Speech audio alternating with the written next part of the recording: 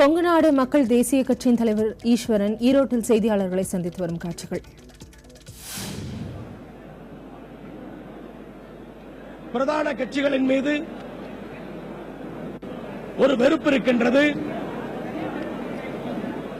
அந்த வெறுப்பு ஓட்டுகளாக மாறும் பொழுது அது கொங்குநாடு மக்கள் தேசிய கட்சிக்குத்தான் 100% வரும். அப்படிப்பட்ட இந்த சூழலிலே நாங்கள் வெற்றி பெறுவது எளிதாக இருக்கும். கடுமையான உழைப்பை கொடுப்பதற்கு அனைத்து வாக்காளர்களுக்கும் உண்மை நிலையை எடுத்துச் சொல்லுவதற்கு நாங்கள் களமிறங்குவோம். அப்படி அனைத்து வீடுகளுக்கும் இந்த செய்திகள் சென்று சேரும் பொழுது வாக்குகளாக மாறும்.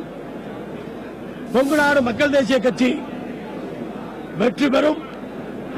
50-60 ஆண்டுகளாக தீர்க்கப்படாத கொங்கு நாட்டினுடைய பல பிரச்சனைகள் இந்த தேர்தலுக்கு பிறகு தீர்க்கப்படுவதற்கு கொங்குநாடு மக்கள் தேசிய கட்சி அடித்தளம் அமைக்கும்.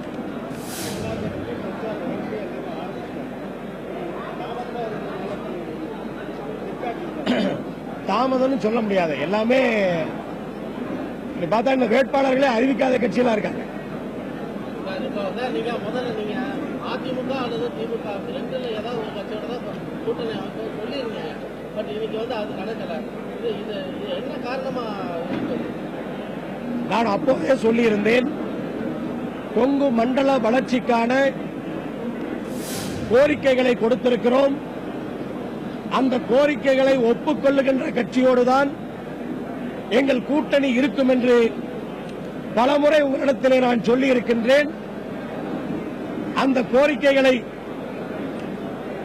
நிறைவேற்றுவதிலே ஒப்புக்கொள்வதிலே ஒப்பந்தம் ஏற்படாத காரணத்தினால் கொங்குநாடு மக்கள் தேசிய கட்சி இப்போது இருக்கிற சூழ்நிலையிலே தனித்து நின்றே அதை சாதிக்க முடியும் என்று இந்த பொதுக்குழுவிலே முடிவெடுத்திருக்கிறோம்.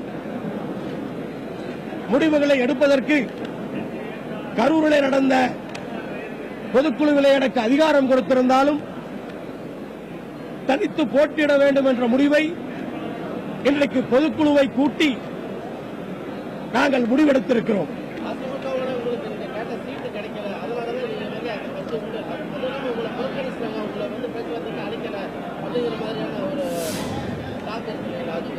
நானோ அந்த கட்சியோ ஏதாவது இதுவரைக்கும் சொல்லி இருக்கிறோமா? அப்படிப்பட்ட செய்திகள் ஏதாவது உண்டா? ஊடகங்களிலே யூகங்களின் அடிப்படையிலே பல செய்திகள் வந்து கொண்டிருந்தது. அதுவெல்லாம் பொய் என்று இப்போது நிரூபிக்கப்பட்டிருக்கிறது.